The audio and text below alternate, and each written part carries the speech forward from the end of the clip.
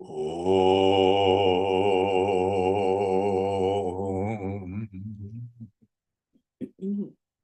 Om. Om.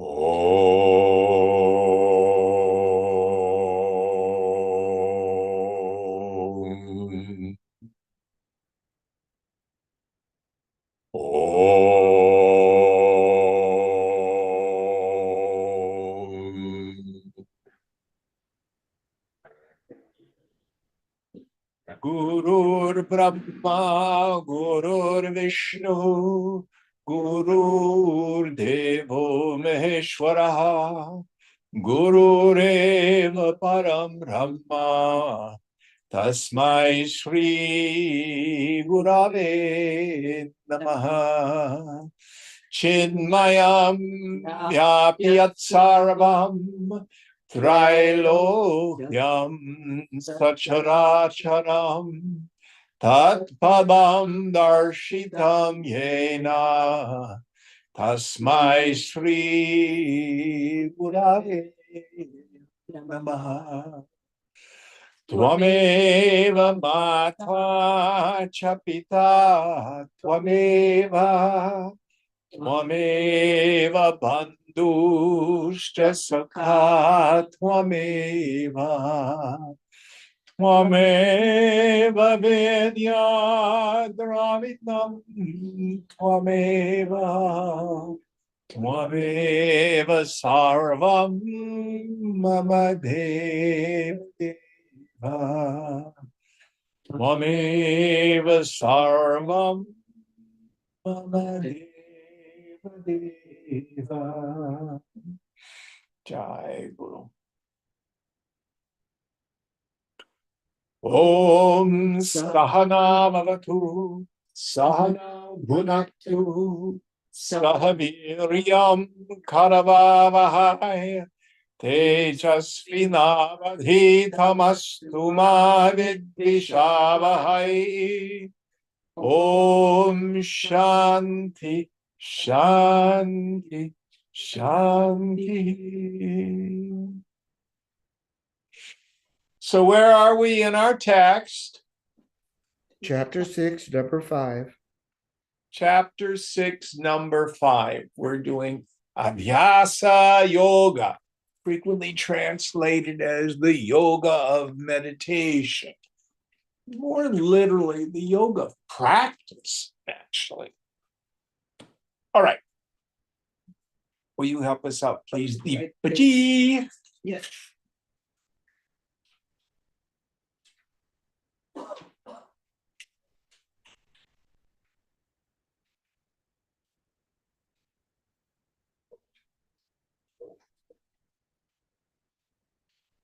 Just a second. Are we missing pages? No, found it.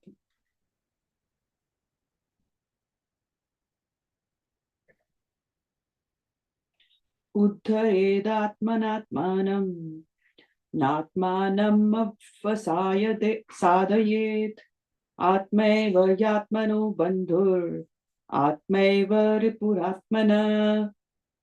Let a man lift himself by his own self alone, and let him not lower himself, for this self alone is the friend of oneself, and this self is the enemy of oneself. So one of the things we have to know about Bhagavad Gita is the term Atman, self, is used in various ways, and we translate it according to context. Sometimes it actually refers to the body. Frequently, it will refer to the subtle body, the personality. It also can refer to the supreme self, Paramatma. Now, I don't know, probably knowing Swamiji, he's tried to distinguish this by capital S and small s. Has he done that in this verse? Yes. Yes. So let's understand what he means by it. The truth is you only have one self. Who sees the phone? Do you see the phone? That's yourself. There's not some higher self up in the sky. There's not a higher self that's going to talk to a lower self, and this one's going to come up and merge or something like that. Your very experience of I is the self. Now, when we talk about a limited sense of self, that's what we call Jiva Bhavana. This is a term that Gaudapada uses in the Mandukya Upanishad Karika. Bhavana means an attitude or a feeling. Understand, the ego's not an entity. True story. So I had a long conversation with a dear friend and sometimes student of mine who's up in Oregon. He's a former Catholic priest and now a practicing Buddhist. And he went on a very long retreat wherein he had a very deep samadhi, and that personal sense of self disappeared completely. Everything was so vivid. The colors were brighter. And he said it was like my mind was like a whiteboard with nothing on it. So he comes back to the world and his ego came slamming back. And he's fighting with his partner and he's having trouble here and trouble there. Does this sound familiar with any of you? It's not an uncommon experience. The ego doesn't want to die. The ego doesn't want to die. But the point is, the ego's not an entity. And I don't want to mention his name. We'll just call him X. And I said, X isn't real. He's a product of your imagination. And I love the paradigm that Yoga Vasishta sets out. Sansara, my suffering, my problem, can be reduced to 3 ideas. First, that personal sense of self. I feel like a person, Jiva Bhavana. That feeling is inherently spiritually impoverished. When I'm identified with ego, I'm not enough and there's not enough. Is this making sense? Yes, no? Mm-hmm. So then what does the mind do? It only says there's 2 solutions. Fix the world or fix me. And that process is based in ignorance. And the third element is kartavya, literally translated as obligatory action, meaning it's serious business. I'll be happy when, it'll be better if.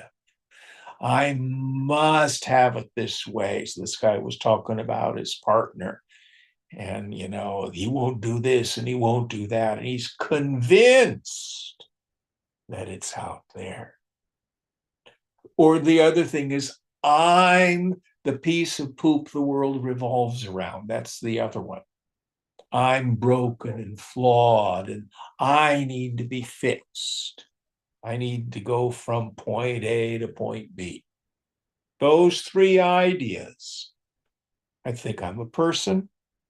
I have a goal that I think is real in order to feel okay, and I have to struggle toward it. That's samsara. That's the world. That's my problem. So the suggestions I gave them are ones I've given to all of us. First and foremost, don't believe your mind. When your mind comes up with scenarios that you think are going to make it better, They're not real. You can't think a real thought. Your mind itself is nothing but imagination. Don't believe it. And no personal sense of self is real. Now, the idea that Vyasa, our poet, in the mouth of Krishna, is drilling home in this one is many of our romantic ideas. Of course, we want to practice Ishvara Pranidhana. What's that mean? Those of you who are yoga teachers, that's one of the Yoga Sutras. Pardon me? Isn't it just worship of God? Trustful surrender to God. Yeah, close.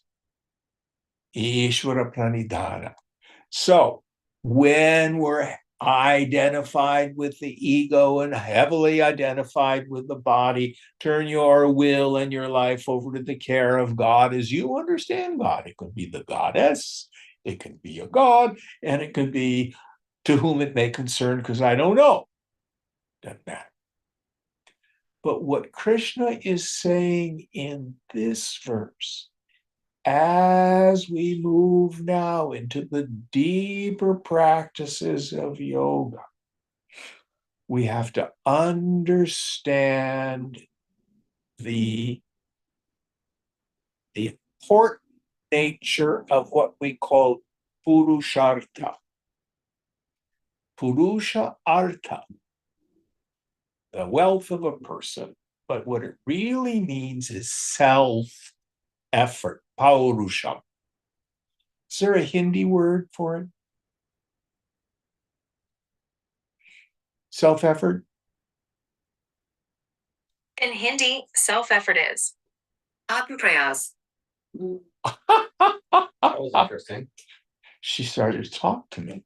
But she knows Hindi. This is great. This is the Anyway, so here Krishna says, with the help of God, but we must do the work.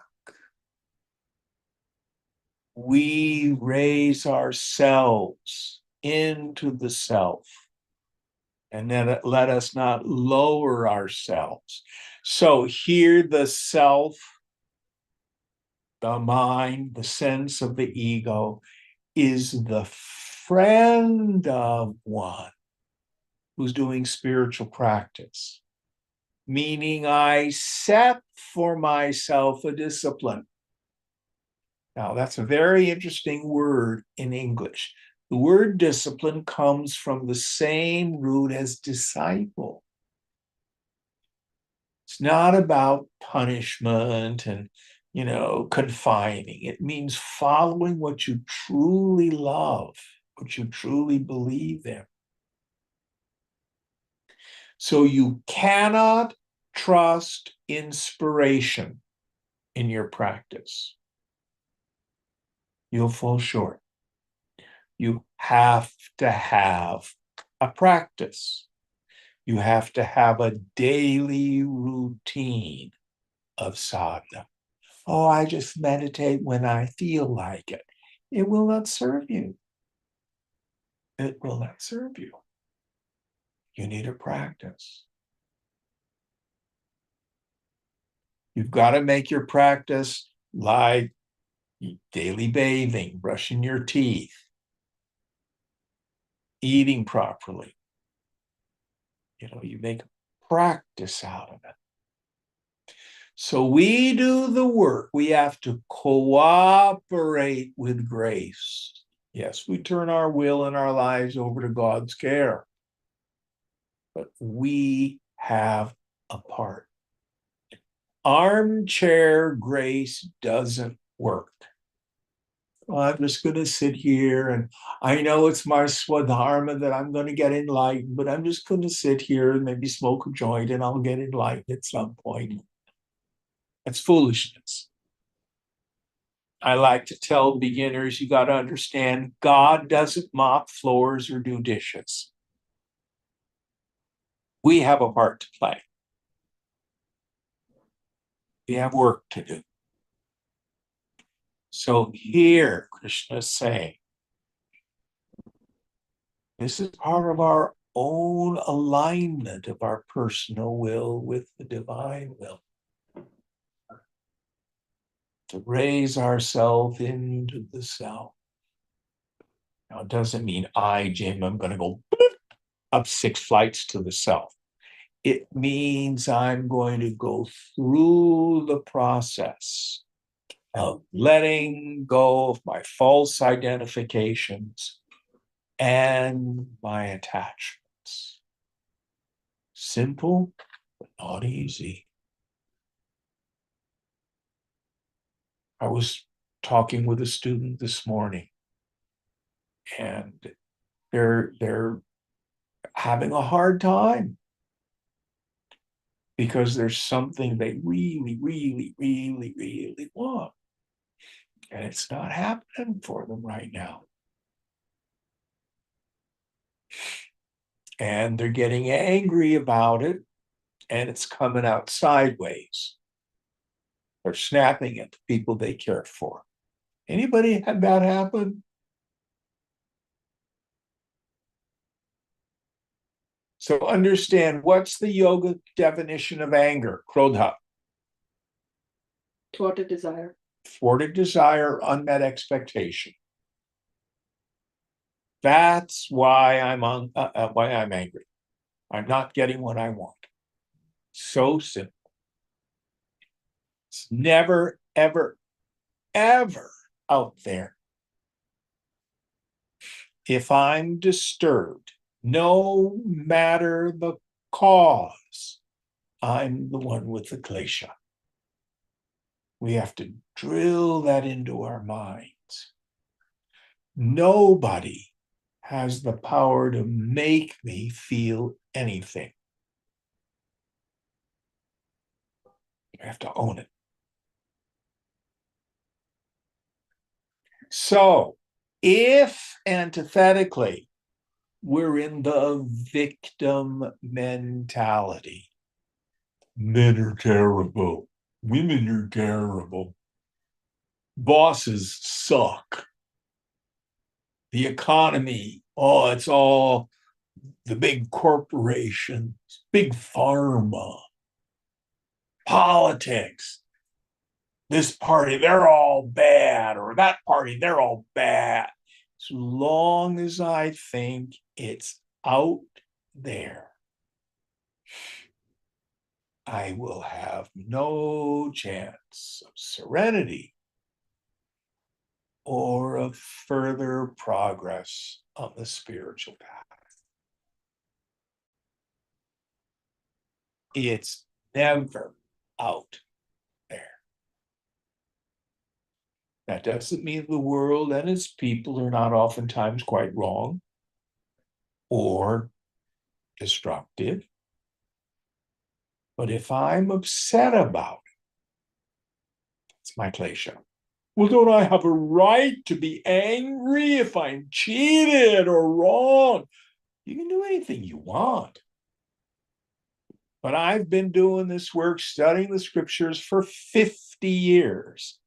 To my knowledge, I have yet to come across a scripture that ever talked about our rights. Have any of you guys ever seen one?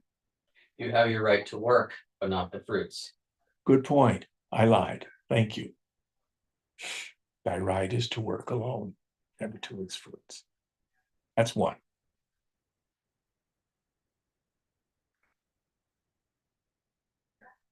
So the idea here is our own purushartha, our own self-effort.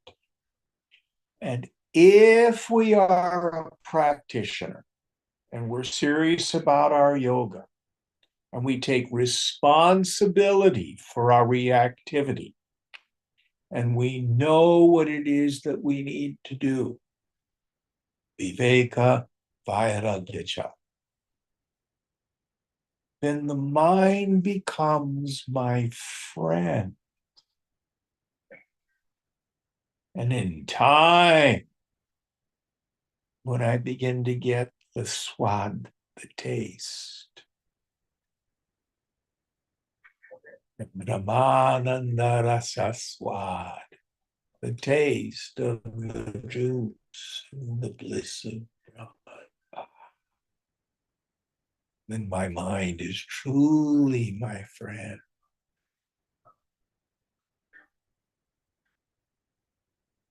But if my mind is extroverted into the world, and I'm believing that people, places, things, and conditions are the cause of my happiness and my misery, then my mind is my enemy.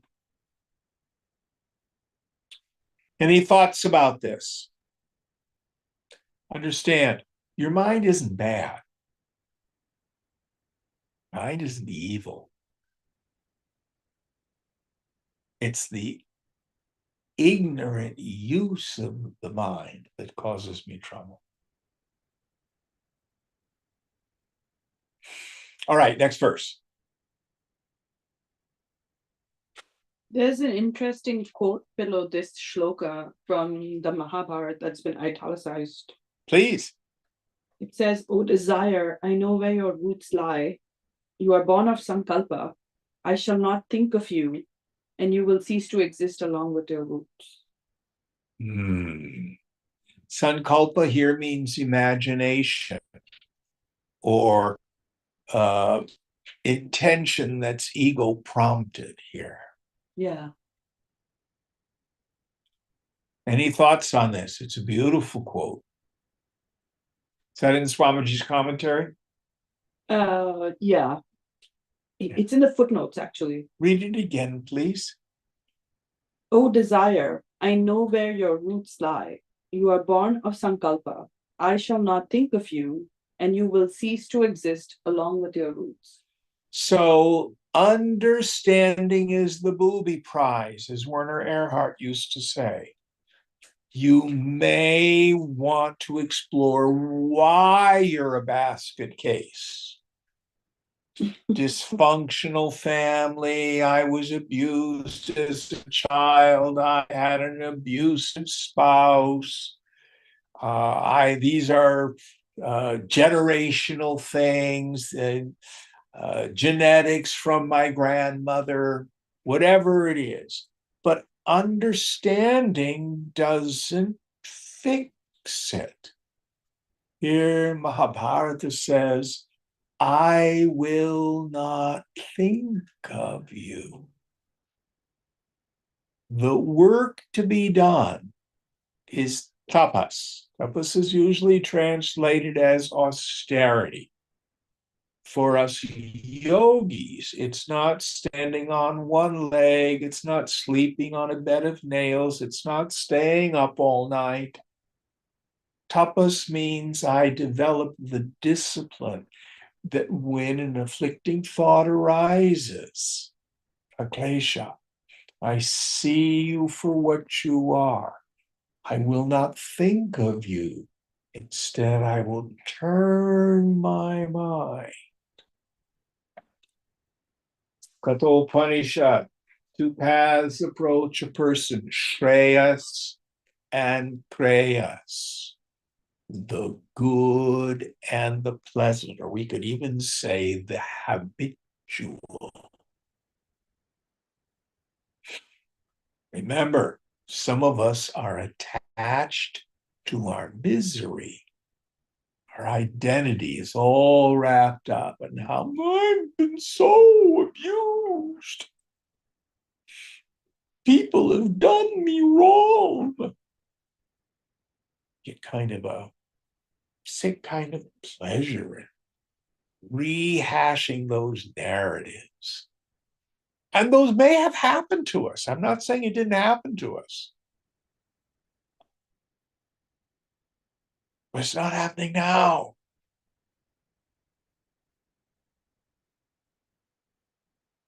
We have to do the tapas, to turn the mind, into more in what we call subhaj, auspicious desires. Chitta shuddhi, purity of mind. You start with thought replacement. And eventually we drop even those thoughts. How do you do it? First, Sakshi Bhava. You have to take on the attitude of the witness. You stand back with the capacity to watch your interior process. In the Raja Yoga tradition, we call this swadhyaya, being able to have an inventory of what's going on. Many people find journaling. Weren't you talking about journaling, Priya? Yeah, sure. Yeah, it's a very powerful technique to be able to find what the heck is really going on in my mind. If you need, go to a therapist. That'll help you understand what are your patterns.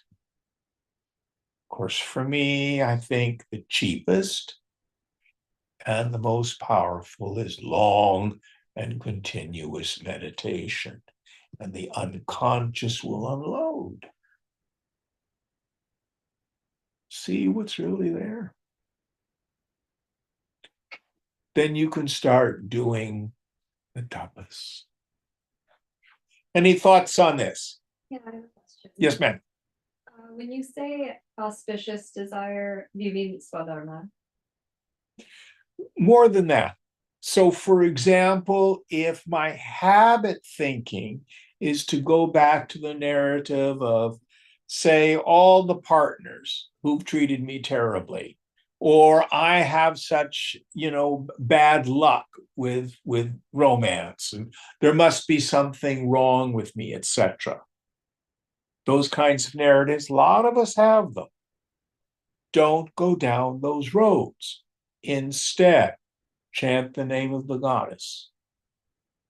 Turn your mind towards helping another person. Put your mind where your hands are working. When you're doing the dishes, just do the dishes. Don't let your mind go down those narratives. Is that clearer? Mm-hmm. So, Jim, we don't Yes. need to try to. This is what I think. This is what you meant by we don't need to do causation hunting. Why is this coming up? What is this going on? You're saying just do the service, do the tapas, and it will dissolve because we're not escaping it or ignoring it. This is the process. No. Yeah, I mean, you have to be honest about what you're feeling, what you're thinking. Once. Once, okay, and then keep on. If it keeps on coming up, remind myself of that honesty. Just habit. Okay. It's just habit. So just name it again, go back to dishes. Name it again, go back to meditation. Do you know anybody, for example, who's ever been a smoker and they've decided to quit smoking? I've been there. So what do you do when the desire to smoke comes up? I try to escape it, go eat some food, go do something else. Yeah, but you don't go, oh, why do I want to smoke? No. Does that help? Yes, sure. Okay. Let me sit with that. Thank you. Yeah. That's only a gross form of the mind. Yes. But all of those narratives are no different. They're just habits. Now, again, it's problematic if it's in the unconscious and I'm not aware of it. Hmm. You see, then you may need to do some causation hunting to find out, why am I always getting into trouble with authority figures, let's say. I end up storming out of every job, when I have a boss. Can't stand to have a boss. Can't work for other people. Well, you might want to take a look. What's going on? It may be issues you have with a parent. But once you get that, oh, I have problems with authority figures. The idea is to say it's not that this boss is a jerk and that boss is a jerk, just bad luck. And that boss is a jerk and that boss is a jerk. One of my favorite slogans, you meet one jerk in the day, bad luck. Two jerks in the day, coincidence. If you meet three jerks in the day, guess who's the jerk?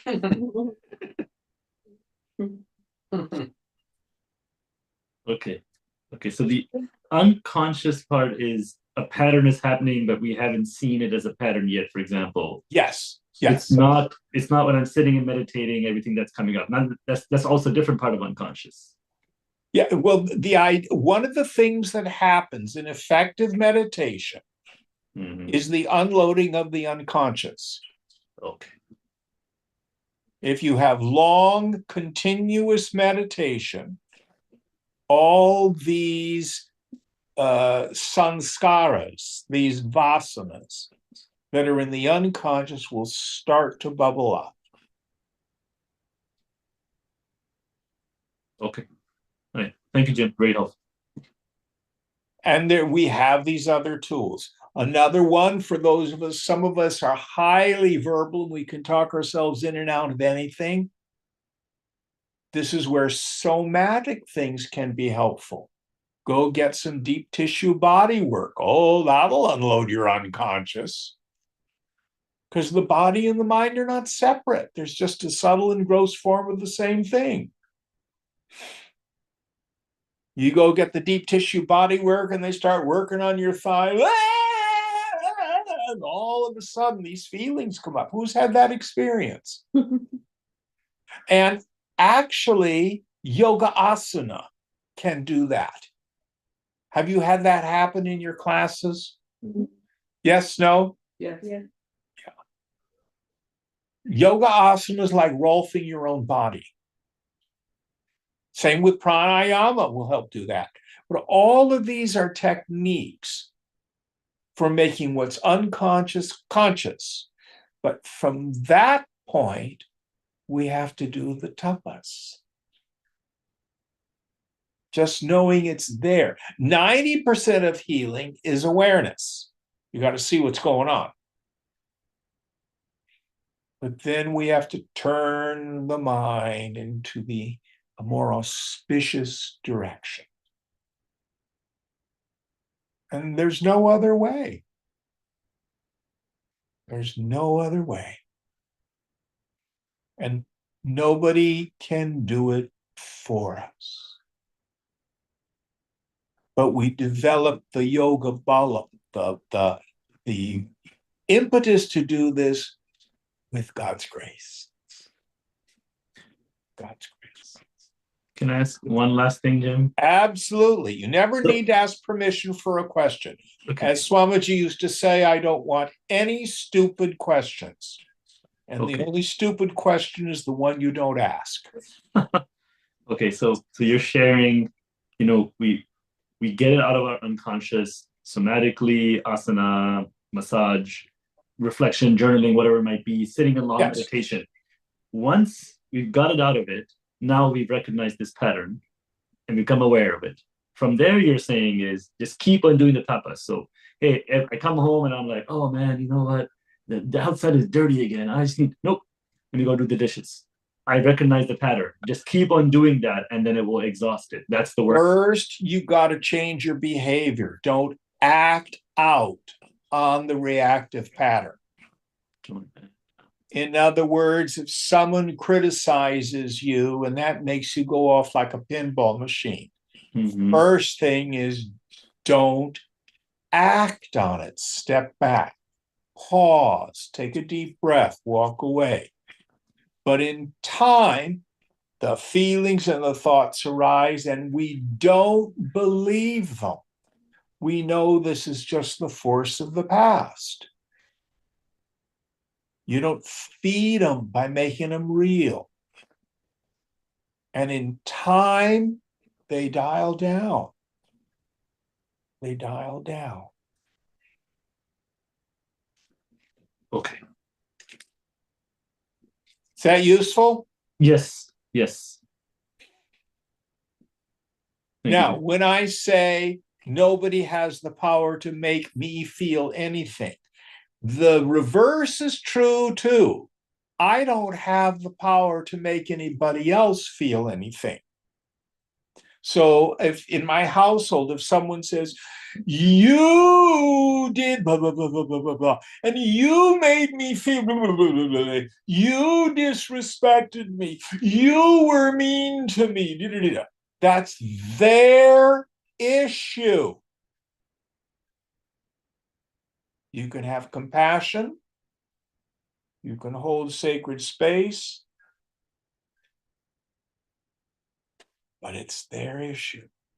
Now, if we've truly done something to hurt or harm somebody, you apologize. You make amends and say, I'll try not to do it again.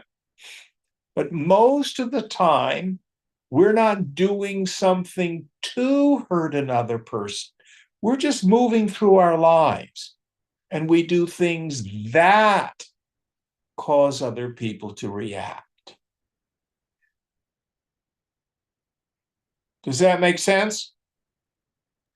Yes, Jim, that makes sense. So let's say you have a lot of Indians, bless your hearts, operate on IST. What's IST? Indian Standard Time, And what does that mean? 30 minutes late at the minimum. Yeah. How does that work in the Western corporate world? Not well. How does it work if you've got Western friends and you make a date for tea or coffee or something like that? They stop being your friends after a while. Yeah. Stick to it. Now, if you are 30 minutes late and someone's pissed at you, that they are pissed off is their problem. But did you say or do something that hurt or harmed them? Yeah, I was half an hour late. So you work on it. But you don't take on their emotional stuff. I'm sorry, I have difficulty with being timely. I'll work on it. That's all you can do. And you actually work on it.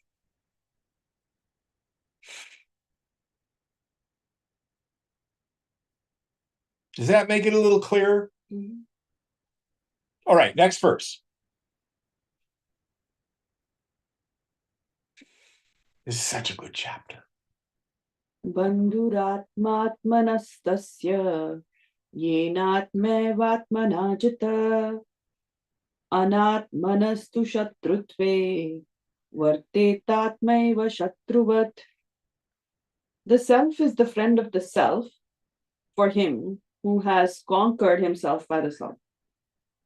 But to the unconquered self, the self stands in the position of an enemy like the external foe. Yes. So the same idea, he's riffing on it some more. So the idea here is my mind is my enemy. When I have not, remember the term we had earlier in this chapter, yoga arudha. Who remembers what yoga arudha is? The person who writes his mind like Who has control of his mind or her mind, mounting the steed of the mind, literally. So if you've attained to yoga, yoga rudha, meaning you're not victimized by what I call the tyranny of the inner 2-year-old. The inner 2-year-old, you've heard me say this, I don't want to eat broccoli. I want ice cream. You know that part of our mind? That's the tyrannizing, indulgent part of the mind. That is raga and dvesha. That's what we need to overcome. We need to understand if my mind is saying, I want.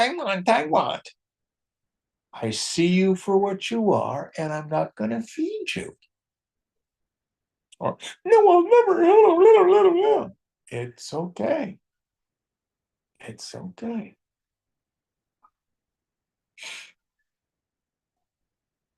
until we have sama drishta, this equality of vision. We've attained to yoga. If we don't have that, my mind's my enemy. And it swings me around and makes me fearful and miserable. And I'm always reacting, fight, flight, and freeze all the time. And I'm always trying to protect and defend, justify, explain, rationalize my own mistakes, accusing others. They're the ones who are making me feel. And then we do what we call a geographic. I'm living in Chicago and I can't stand the people there, and the weather's bad and the people are awful, and I just, everything's wrong. It'll be so much better if I move to Los Angeles. And you move to Los Angeles, well, and the people here are so awful, and then people treat me badly, and yada. I'll move to San Francisco. You know anybody, or have you ever tried this one? Doesn't work. Why? Because wherever you go, you take your mind with you. Now listen very carefully.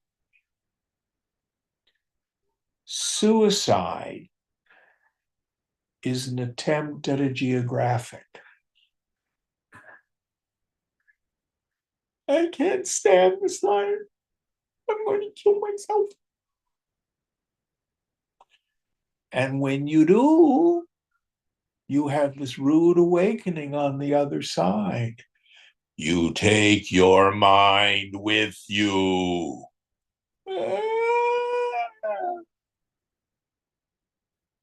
It's just like moving to a new city. There's no escape. You can run, but you cannot hide. So yoga says, turn, face these kleshas, these reactions, these defilements, these afflictions, and do the tapas.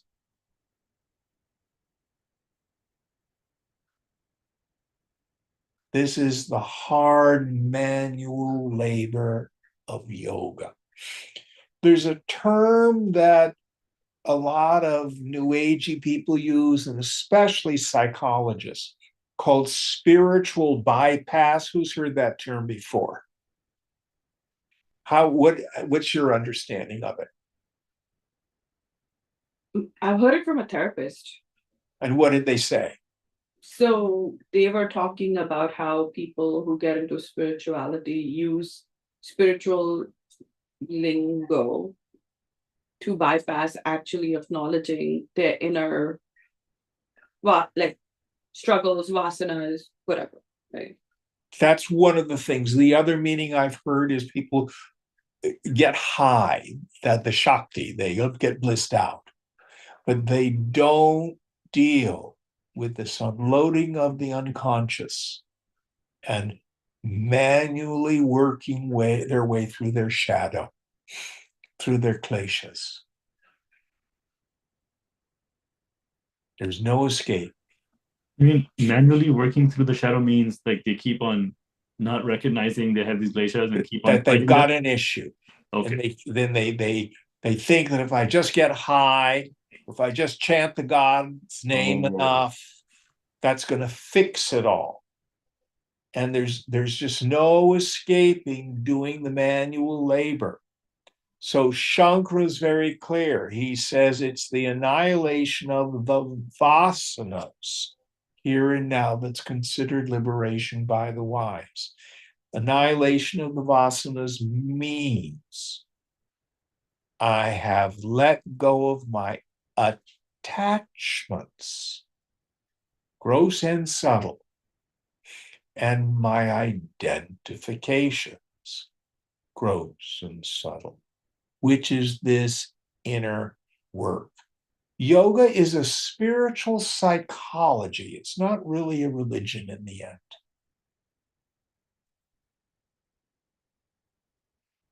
All right. Very, very important points that Krishna is making here, ones that many people miss. So, for example, in the Raja Yoga tradition, there are people who will do asana and they'll do pranayama, and they may even have what we call a jada samadhi, where you do the various pranayamas with the bandhas, and you can stop your thoughts for a while. You might even hyperventilate and get some sort of a blissful feeling.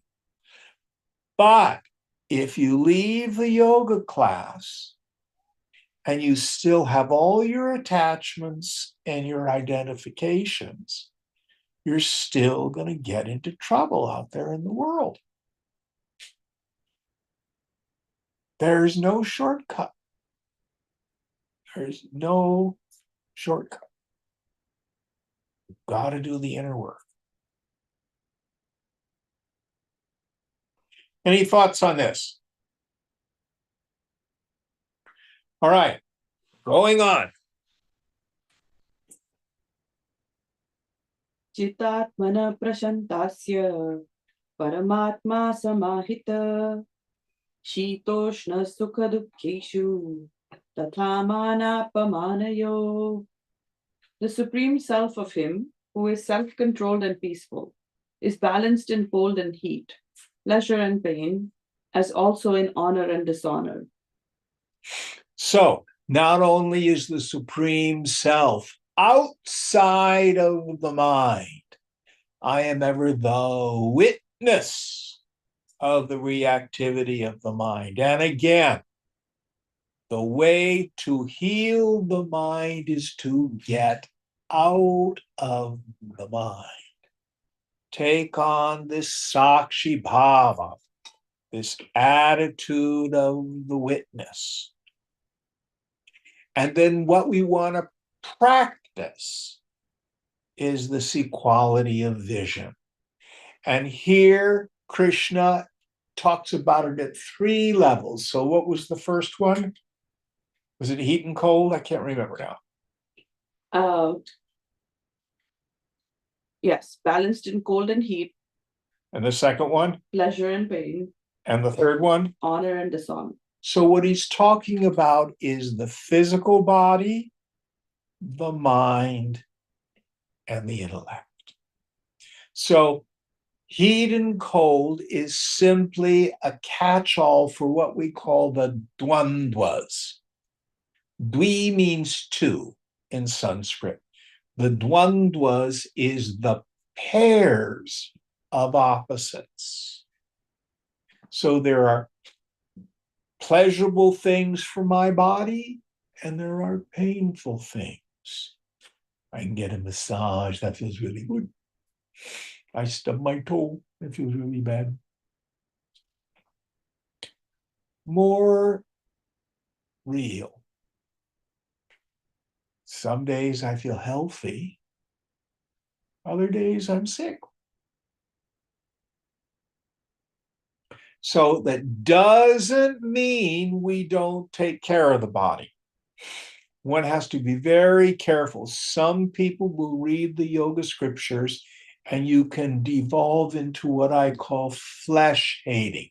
Oh, the body is terrible. It's a packet of filth, filled with feces and urine, disgusting, all that kind of stuff. I don't think that is the best attitude. I prefer to encourage people to see your body like a car. Some of us have a Volkswagen. Some of us have a Lexus. Some of us have a Porsche. But whatever car you have, what do? If you want it to serve you, keep the tires inflated, rotate the tires, change the oil, keep it clean. And it's a vehicle That's what it is. So essentially, the body is an instrument for self-realization.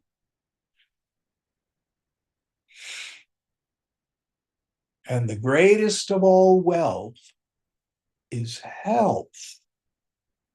You don't realize its value until you lose it. If you've got a chronic condition, a chronic pain, even when good things happen, you're like a person at a banquet with a thorn in their throat. So we want to take care of the body, be prudent, but know that sickness and health, heat and cold are going to happen. We just move our way through them. The good thing to know is it's always temporary. Even if you got some chronic condition, don't worry, someday you'll die. Sukham dukam cha. Pleasure and pain, I think Swamiji translated, didn't he? Yes. I prefer pleasure and suffering. I always think of pain as more physical. And what he's talking about is the reactivity of the mind itself.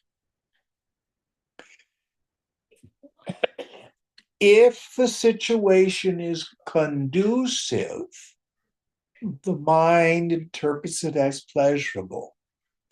If the situation is non-conducive, the mind interprets it as miserable.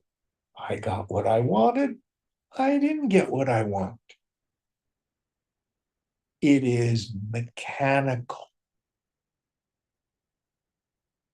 It has nothing to do with what's real at all. Your mind will react. I'll tell you the 3 things your mind will do.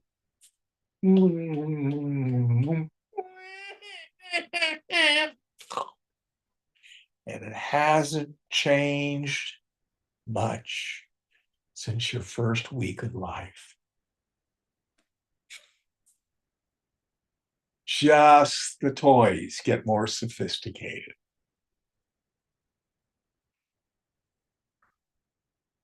So the yogi stands back and notices situation conducive, happy. Situation non-conducive, not happy.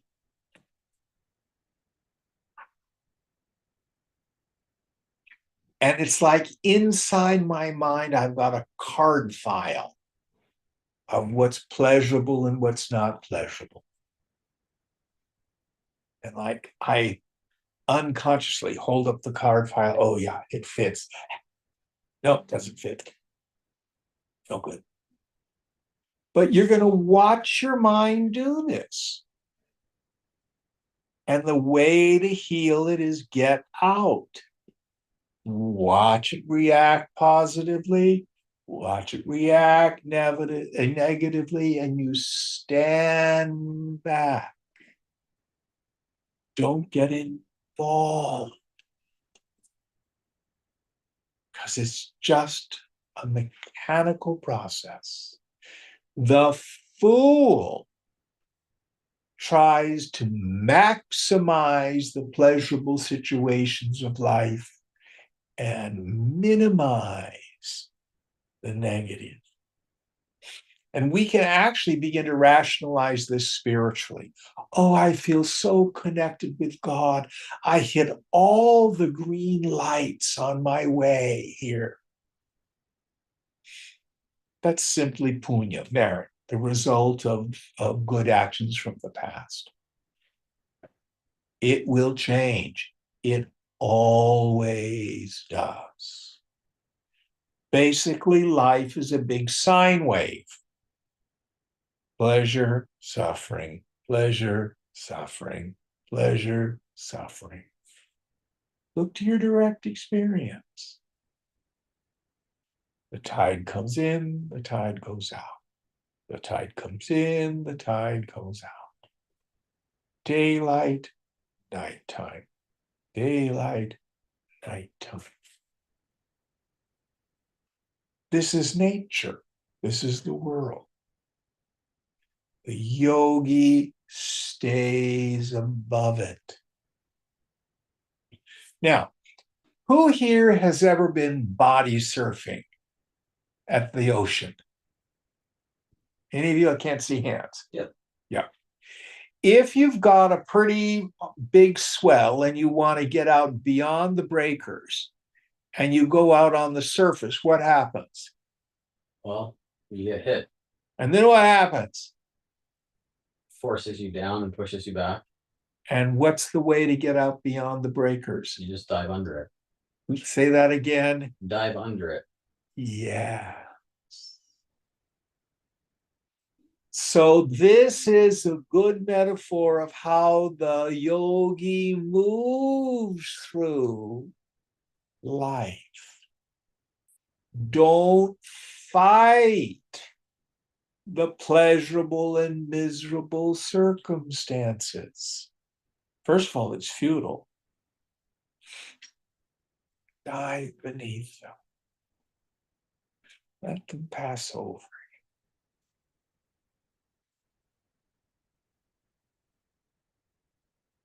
Samadrishta, this equality of vision in conducive and non-conducive environments.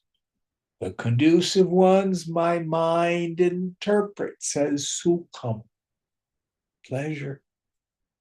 The non-conducive ones, my mind interprets as dukkha, suffering, misery. And don't worry, they're always temporary. Then honor and dishonor was siddha, asiddha. What were the words he used? Mano, mano. Okay. So the idea here is the reactions of the intellect. My decisions that this is good for me, this is bad for me. I got a promotion, I didn't get the promotion. This person thinks I'm handsome or pretty. That person thinks I'm not very good looking. Oh, I look like a movie star. Oh, I'm getting old. All these judgments of the intellect. So when they arise, don't believe them, either side. The yogi is committed to the renunciation of attachment to any personal sense of self. Now, where does this usually hit us? Of course, the core one is physical vanity. Many of us may have really worked being young or being attractive, or the opposite. I was painfully thin as a child, or you may have been overweight, or you may not have felt that you were attractive. I can really wreck people's heads. Can really wreck people's. Don't believe either. Let it go. So what do? If someone gives you a compliment, you graciously say thank you and drop it. It's the same thing if you do something good at the office. You know, you don't get all caught up on, did I exceeds expectations on my review? Doesn't mean we don't strive for excellence. But we don't get caught up. Heat and cold, pleasure and suffering, honor and dishonor. Stand back. Take on Sakshi Bhav, the attitude of the witness. Let all that stuff just pass group. Jim, Yes. could you give us one more example of contrasting the pleasure versus suffering, the mind versus the intellect in this? Okay, I'm getting confused between the two because they feel very similar. Don't worry about it too much. Mind usually here means judgments and emotions. Okay. Intellect here means thoughts. Oh. Okay, I won't worry too much about it. Does that make if I'm angry because someone criticized me, that's mind. Okay. If I take on the thought, I'm a terrible person, that's intellect. Okay. Okay. Thank you. It's not, you don't need to get caught up in this distinction between mind and intellect. It's just a map, it's not territory. Okay. Thank you, Jim. Good question. Good question. But let it all just pass through. So I think we kind of use the language nowadays, don't personalize things. Yeah. What does that mean? Say in the office situation, Deepa. Like if someone gives you any constructive feedback, stay focused on the say solution oriented instead of taking offense or feeling bad about it. Yeah. Yes. Now, when I was teaching voice or being a music conductor, this could get really challenging because someone's voice is so connected to their body. And if you're identified with the body, I remember I had a singer at my church stop. She had a gorgeous voice, but she was not a good musician.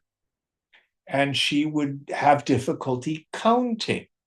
So there'd be a particular song, and she was supposed to count 1, 2, 3, 4, and come in on the pickup, 1, 2, 3, da, da. And she just couldn't do it. She'd always come in a beat late. And I say, no, dear, you're coming in a beat late. Now, I was talking about the music, but because singing is so personal, she thought it was about her. And she became terribly defensive. That's only one example. We all do that kind of stuff. Now, what do we do if we're around people who are in fact making ad hominem attacks? What's an ad hominem attack? It's a personal attack. They have no place. We shouldn't do it to other people, and if people do it to us, our job as yogis is not to let it land. So someone, for example, may say to us, when you react and get so emotional, it's scary. Okay? That's very different than if they say something like, I think you're bipolar and you need to be on medication. That then is a personal attack. But with either one, let it pass through. It's in the first case, okay, you're probably right. I do get emotional. I get triggered. I'll work on not being so deregulated.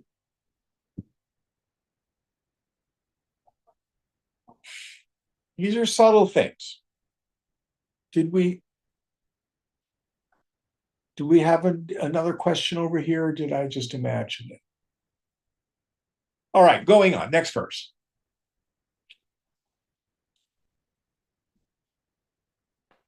Jnana Vijnana Triptatma Kutastho Vijitindriya Yukta ityuchate yogi. Samalosh kanchana. The yogi who is satisfied with knowledge and wisdom, who remains unshaken, who has conquered the senses, to whom a lump of earth, a stone, and gold are the same, is said to be harmonized, or he is said to have attained nirvikalpa samadhi. Yes. So, very famous verse.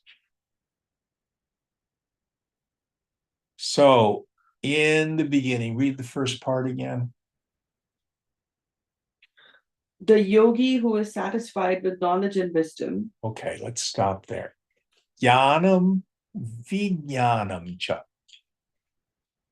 Here, jnanam means understanding. Vijnanam means direct experience. Other scriptures will use terms like paroksha jnanam and aparoksha jnanam. Indirect experience and direct experience. Now, this is a secret that a lot of people don't realize. People experience fleeting samadhis all the time,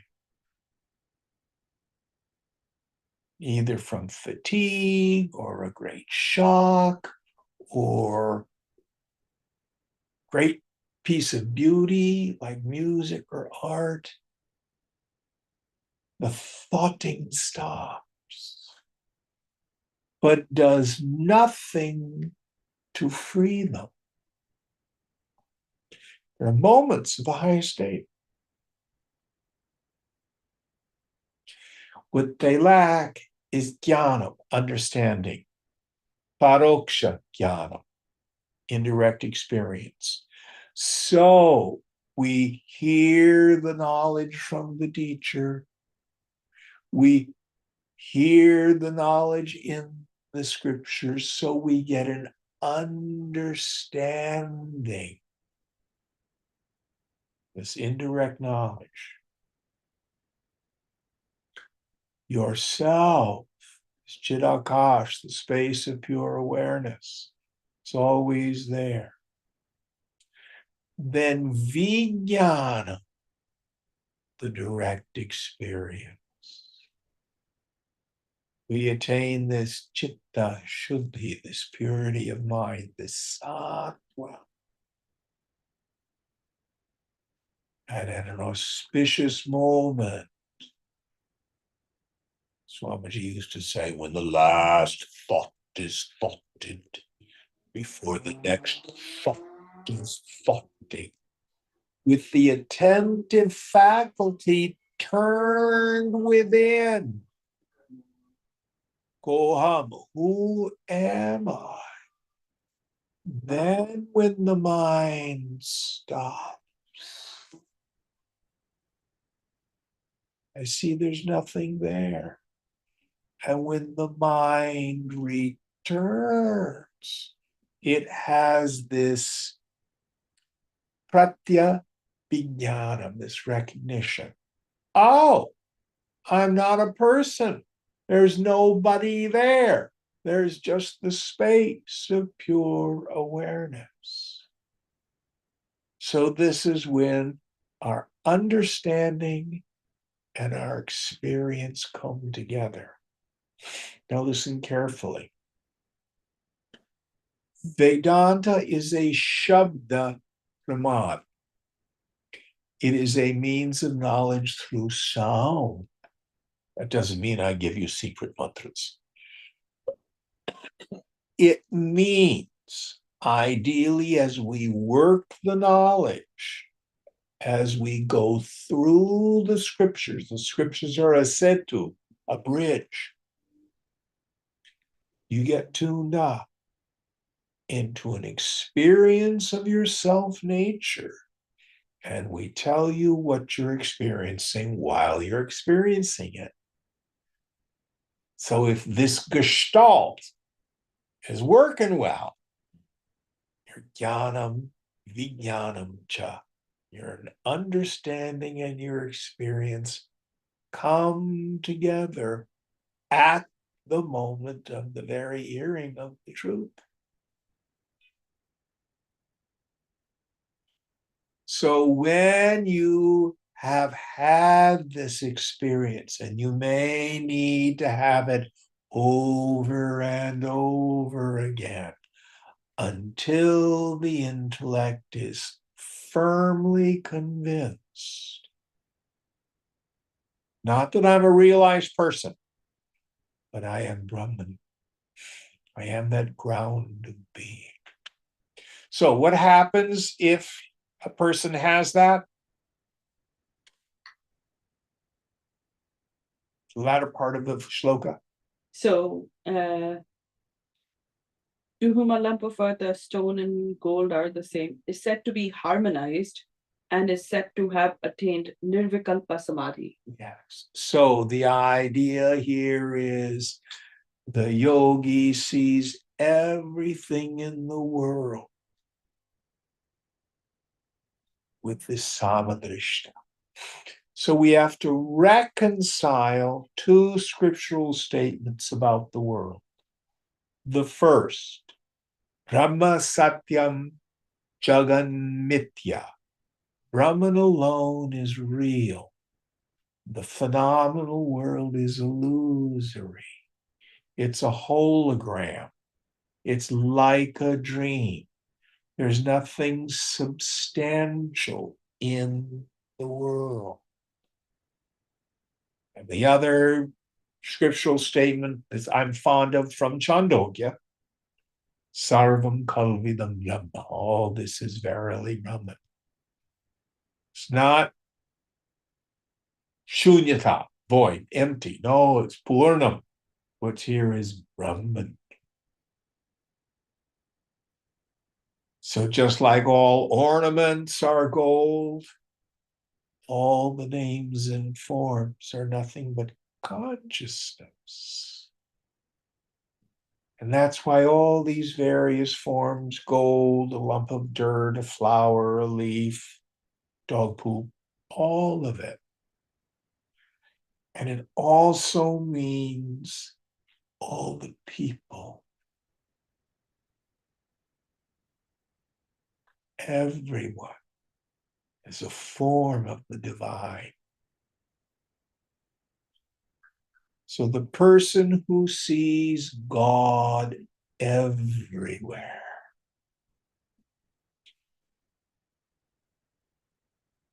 is said to be the harmonized person. Okay, we're a little late. We'll stop here. What verse are we on for next week? I think we start with 9. Om Purnamada Purnamidam Purnat Purnamudachyate Purnasya Purnamadaya Purnameva Vashishyate. Om Shanti Shanti Shanti. Hari Om Sri Guru Pyo Namaha. Hari Om. Oh, that's